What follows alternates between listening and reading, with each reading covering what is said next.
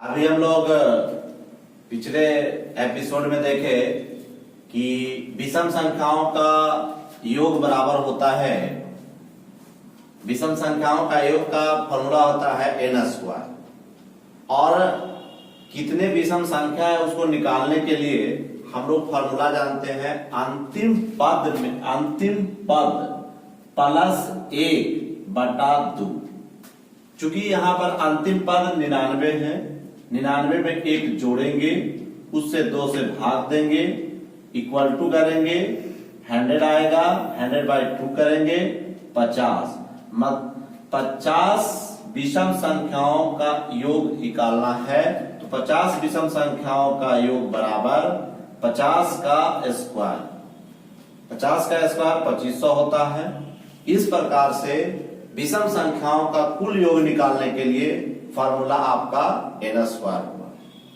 अब हम दूसरा एग्जांपल के तौर पर ले रहे हैं, जो आपका है 50। अब रहेगा बीच से संख्या निकालना हो तो 50 एवं 100 के बीच आने वाली विषम संख्याओं का योग कितना होगा। तो सबसे पहले हम लिखेंगे हमको क्या क्या निकालना है। तो सबसे पहला संख्या हो गया 51, दूसरा आपका 53, तीसरा आपका 55, लास्ट 99। तो ये डायरेक्ट नहीं निकल सकता है। तो सबसे पहले हम लोग करेंगे क्या, 1 से लेकर के 99 तक की संख्या का योग निकालेंगे। उसमें से 1 से लेकर के 49 तक के संख्या को घटा देंगे।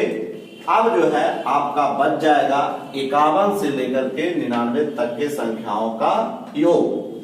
अब हम लोग क्या करेंगे, सबसे पहले तो संख्या निकालना होगा।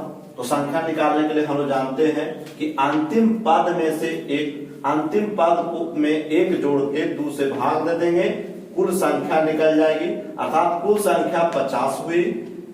फिर दूसरा में 1 से लेकर के 49 तक, इसमें कुल संख्याओं का योग 49 + 1/2 करेंगे, अर्थात 25 संख्या आ जाएगा। 50 विषम संख्याओं का योग और 25 विषम संख्याओं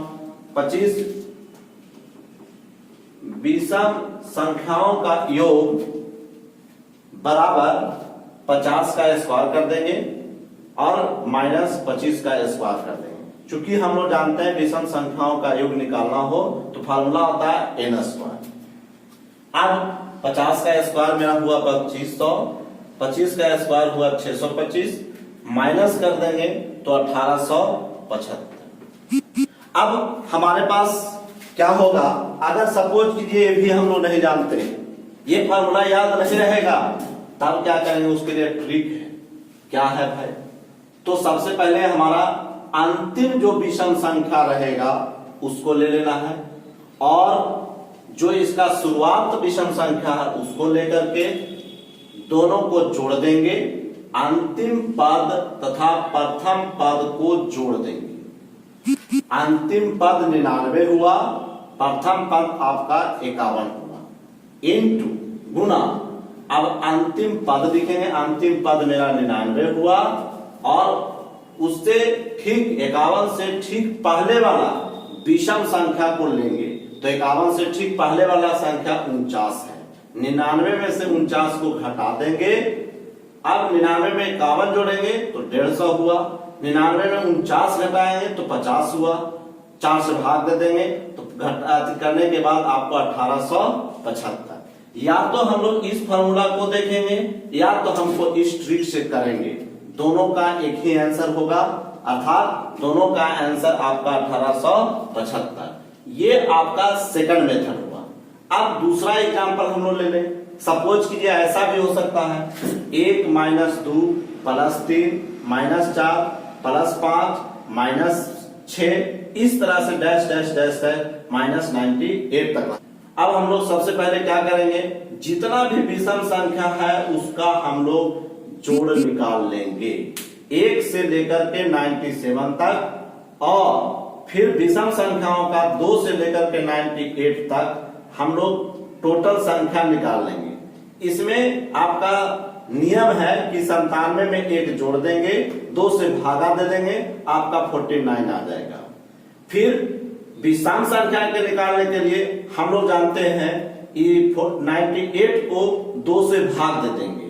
98 को जब 2 से भागा देंगे तब 49 हुआ। और इसका हम लोग फॉर्मूला जानते हैं, n इंटू n प्लस 1 होता है, मतलब एक संख्या उसका बढ़ा करके लिखना है, तो 49 इंटू 50 हो जाएगा। इस प्रकार अब 49 का स्क्वायर हुआ 2401 और 49 में 50 इंटू करेंगे तो 2450 आ जाएगा। दोनों को घटा देंगे 49। सपोज कीजिए ये भी याद नहीं रहा। दूसरा मेथड क्या है, हम लोग जोड़ा लगाते हैं, क्या को जोड़ा होगा, तो पहला जोड़ा, दूसरा जोड़ा, अंतिम आपका 97 98 है। यहां तक कुल जोड़ों की संख्या 98 को 2 से भागा दे देंगे, अंतिम जो संख्या रहेगा उसको 2 से भागा दे देंगे, हमारा आ जाएगा 49 जोड़ा। मतलब पहला जोड़ा का आंसर भी -1 है, दूसरा जोड़ा का भी -1 है, इसी तरह से तीसरा जोड़ा का भी -1 होगा, यहाँ पर भी आपका -1 होगा। मतलब ऐसा ऐसा हमको 49 जोड़ा होगा। तो 49 में हमको यहां से घटाएंगे तो -1 होगा। 49 जोड़ा को हम लोग -1 से गुणा कर देंगे, बराबर हो जाएगा -49। इस तरह से हम लोग plus minus plus minus plus minus अगर रहेगा तो उसका हम लोग जोड़ घटाव आसानी से कर सकते हैं। सम संख्या, इवन नंबर, वैसी संख्या जो 2 से पूर्णतः विभाज्य हो उसे सम संख्या कहते हैं। इंग्लिश में इवन नंबर कहते हैं, जैसे 2 4 6 8 डैश डैश डैश डैश। इसमें हम लोग को टाइप नंबर 1 जो देखेंगे, प्रथम n सम संख्याओं का योग बराबर होता है n इंटू n प्लस 1, जहां n बराबर अंतिम पद बटा 2। अगर n की संख्या निकालना हो तो अंतिम पद में 2 से भाग कर देते हैं। For example 2 + 4 + 6 + 8 dash dash dash 58 तक के सम संख्याओं का योग, तक का योग। फर्स्ट ऑफ ऑल हम लोग सम संख्या की संख्या निकालेंगे। 58 को 2 से भाग करेंगे, 29 होगा। 29 सम संख्याओं का योग बराबर 29 इंटू 29 प्लस 1। 29 में 1 जोड़ेंगे 30। कहने का मतलब जितना सम संख्या रहेगा उसमें 1 बढ़ा देंगे और उस संख्या से गुणा कर देंगे, अर्थात 29 में 30 से मल्टीप्लाई करेंगे, 870 आएगा answer. Next example 2 + 4 + 6 + 8 + 10 dash dash dash plus 100। सबसे पहले हम लोग सम संख्या की संख्या निकालेंगे। 100 में 2 से डिवाइड कर देंगे, 50 आ जाएगा। इसलिए 50 सम संख्याओं का योग बराबर 50 into 50 plus 1, 50 into 51 equal to 2550 इसका आंसर होगा। नेक्स्ट एग्जांपल, अब हम लोग बीच से निकालना हो। फॉर एग्जांपल 50 एवं 100 के बीच आने वाले सम संख्याओं का योग कितना होगा? कौन कौन है भाई? सॉल्यूशन में लिखेंगे 52 + 54 से लेकर के 98 तक। तो पहले हम लोग क्या करेंगे, क्योंकि ऐसे डायरेक्ट कोई फॉर्मूला नहीं होता है, तो हम लोग शुरू से लेकर के 98 तक का सम संख्या और -2 से लेकर के 50 तक के सम संख्या को घटा देंगे, तो हमारा आ जाएगा 52 से लेकर के 98 तक कुल सम संख्याओं का योग निकल जाएगा। सबसे पहले 98 तक के सम संख्या निकालेंगे, फिर 50 तक के सम संख्या निकालेंगे। 98 तक सम संख्या निकालने के लिए 98 को 2 से डिवाइड करेंगे, हमारा 49 आ जाएगा। 50 को 2 से डिवाइड करेंगे, यहाँ 25 संख्या आ जाएगी। अब हमारा नियम है कि जो संख्या रहेगा, जैसे यहाँ 49 है, 49 में 1 ऐड कर देंगे, 50 हो गया, माइनस 25 और 25 प्लस 1। 49 में 50 से मल्टीप्लाई करेंगे, 2450 माइनस 650 आएगा, बराबर हो जाएगा 1800 आंसर। नेक्स्ट इसी को हम लोग दूसरा ट्रिक से बना सकते हैं। इसमें क्या नियम है भाई, तो इसी को अंतिम संख्या और प्रथम संख्या को जोड़ करके 2 से भाग देंगे तथा गुणा अंतिम संख्या माइनस प्रथम संख्या से छोटी सम संख्या। तो हमारा कितना है भाई, 98 है हमारा। यहाँ आपका 98 अंतिम संख्या हुआ। 98 में 52 जोड़ देंगे प्रथम संख्या। उसके बाद 98 में 98 चूंकि अंतिम संख्या 98 है माइनस 52 से ठीक पहले वाला सम संख्या 58 है। तो ये आपका 98 में 52 ऐड करेंगे 150 आएगा इंटू 48/4 हो गया। अब इसको काट देंगे, हमारा टोटल आंसर आ जाएगा 1800। इस प्रकार से हम लोग सम संख्याओं का कुल योग निकाल सकते हैं।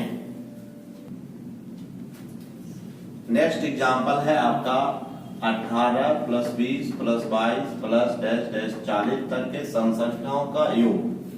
अर्थात अभी हम लोग पढ़े हैं कि अंतिम संख्या प्लस प्रथम संख्या इंटू अंतिम संख्या और अंतिम संख्या प्रथम संख्या से ठीक पहले वाला सम संख्या बटा 4। इसका मतलब हुआ 18 प्लस 40 इंटू 40 माइनस 16 बटा 4। 18 में 40 ऐड किए 58 और 40 में से 16 घटाए 24/4। इसको किए तो 6 आ गया 348 इसका आंसर।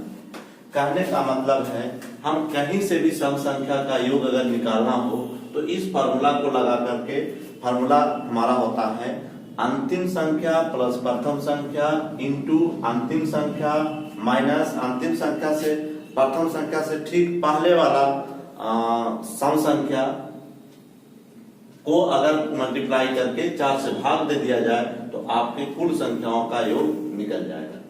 इसी प्रकार नेक्स्ट टाइप है हमारा कि प्रथम n सम संख्याओं के वर्गों का योग।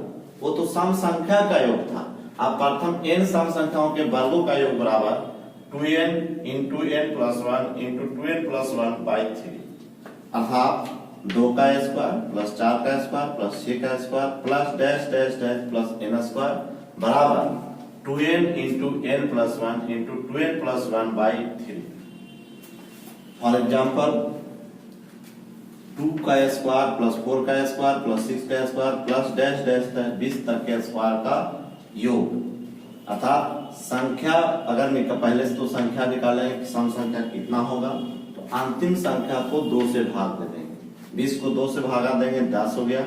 10 सम संख्याओं के वर्गों का योग बराबर 2 इंटू 10 इंटू 11 इंटू 21/3 काट देंगे, गुना करके 1540 हो गया। इस प्रकार से हम लोग सम संख्या के योग, सम संख्याओं के वर्गों का योग ज्ञात कर सकते हैं। नेक्स्ट टॉपिक है हमारा अभाज्य या ऋण संख्या, जिसको इंग्लिश में प्राइम नंबर कहते हैं। वैसी संख्या जिसका केवल 2 गुणनखंड हो, अर्थात पहली संख्या 1 तथा दूसरी संख्या स्वयं हो, उसे अभाज्य संख्या कहते हैं।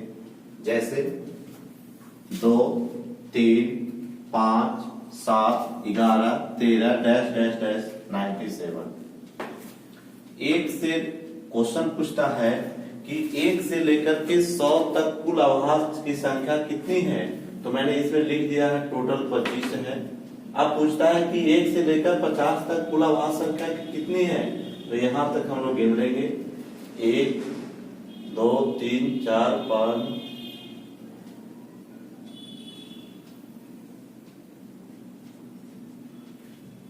1 2 3 4 5 6 7 8 9 10 11 12 13 14 15 16 17 19 20 21 22 23 24 25, जिसमें आपका 1 से लेकर के 50 तक 1 2 3 4 5 6 7 8 9 10 11 12 13 14 15 है। तो 1 से लेकर के 50 तक कुल अभाज्य संख्या 15 है। इस प्रकार नेक्स्ट सभी अभाज्य संख्या विषम संख्या होती है केवल 2 को छोड़कर। सभी अभाज्य संख्या, जितने भी अभाज्य संख्याएं हैं, हमेशा विषम संख्या होगी केवल 2 को छोड़कर के। सम अभाज्य संख्या 2 है। इसके बाद किसी भी अभाज्य संख्या के वर्ग में 24 से भाग देने पर शेषफल 1 प्राप्त होता है। उसका शेष 1 बचेगा। जैसे 11 का स्क्वायर करें हम लोग तो 11 का स्क्वायर 121 होता है।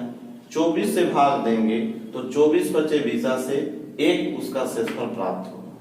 इसी तरह से नेक्स्ट एग्जांपल 11 का स्क्वायर प्लस 13 का स्क्वायर प्लस 17 का स्क्वायर प्लस 19 का स्क्वायर प्लस 23 स्क्वायर को 24 से भाग देने पर कितना शेषफल प्राप्त होगा?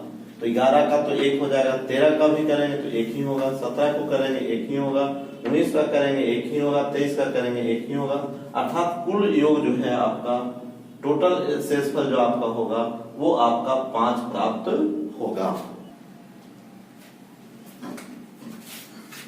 अब हम लोग 2 अभाज्य संख्याओं का योग हमेशा एक सम संख्या होता है, लेकिन उसमें केवल 2 संख्या नहीं होनी चाहिए। मतलब 2 अभाज्य संख्याओं का योग एक सम संख्या होता है। जैसे हमारा अगर है 3 है और 5 है तो 3 और 5 को जोड़ेंगे तो 8 हो जाएगा। उसी प्रकार से 5 और 7 को जोड़ेंगे तो 12 हमारा सम संख्या है। लेकिन अगर उसी में अगर हम लोग जोड़ दें कि 3 प्लस 2 जोड़ दें तो 5 हो जाएगा, जो विषम संख्या होती है। लेकिन मैंने पहले ही कहा है उसमें 2 कभी नहीं जुटेगा, मतलब 2 को छोड़ करके बात करना है। नेक्स्ट 3 अभाज्य संख्याओं का योग सम संख्या हो तो उनमें से एक अभाज्य संख्या 2 अवश्य होनी चाहिए। मतलब अगर 3 संख्याओं का, जैसे हम लोग अगर करते हैं 3 प्लस 5 प्लस 2 तब आपका 10 होगा। लेकिन अगर हो जाए 3 प्लस 5 प्लस 7 तो 7 5 12 3 15, जो एक विषम संख्या है। इसलिए 3 संख्या जब भी रहेगी तो उसमें 2 हमारा मस्ट है, तभी जो है सम संख्या होगा, अन्यथा वह संख्या विषम संख्या होगी। नेक्स्ट 1 अंकों की सबसे बड़ी अभाज्य संख्या 7 होती है। 2 अंकों की सबसे छोटी अभाज्य संख्या 11 होती है। 2 अंकों की सबसे बड़ी अभाज्य संख्या 97 होती है। 3 अंकों की सबसे छोटी अभाज्य संख्या 101 होती है।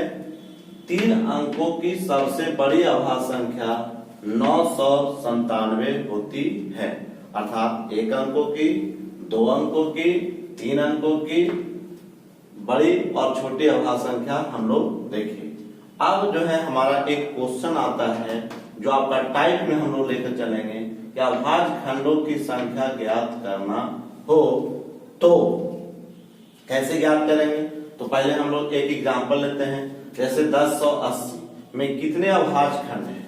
तो अभाज्य खंड कहने का मतलब जो भी अभाज्य खंड तभी कहेंगे जब आपका वो अभाज्य हो।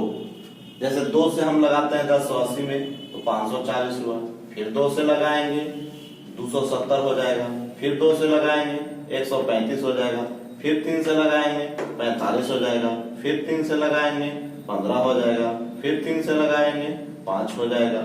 अब हम लोग टोटल अभाज्य संख्या को गिन लेंगे। 1 2 3 4 5 6 7, इस प्रकार कुल अभाज्य खंडों की संख्या 7 हुई। नेक्स्ट यदि अभाज्य गुणनखंड पावर वाला में रहे, पावर वाले संख्या में अभाज्य खंडों की संख्या है, तो बेस के अभाज्य खंडों की संख्या गुना हम लोग पावर करते हैं। जैसे एग्जांपल 84 पर पावर 143 है, के परिणाम में कितने अभाज्य खंड होंगे, तो सबसे पहले हम लोग 84 का अभाज्य खंड निकालेंगे।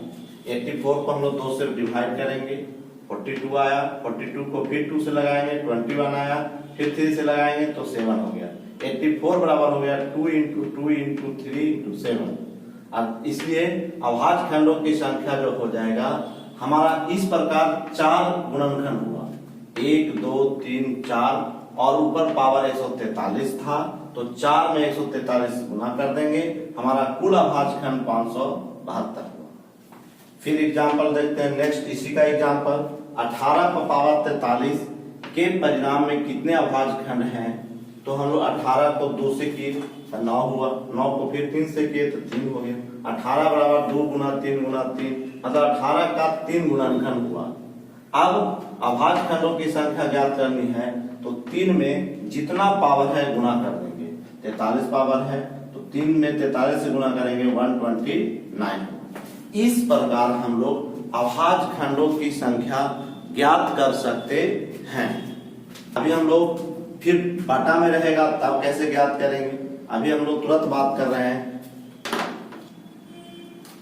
प्रश्न भिन्न के रूप में अभाज्य गुणनखंड निकालना हो तो अभाज्य खंडों की संख्या बराबर, चूंकि भिन्न जो होता है, भिन्न आपका अंश और हर के रूप में रहते हैं, तो सबसे पहले अंश के अभाज्य खंडों की संख्या निकाल लेंगे, पूरा जितना भी अभाज्य खंड रहेगा उसको जोड़ देंगे, माइनस हर के अभाज्य खंडों की संख्या को जोड़ करके घटा देंगे।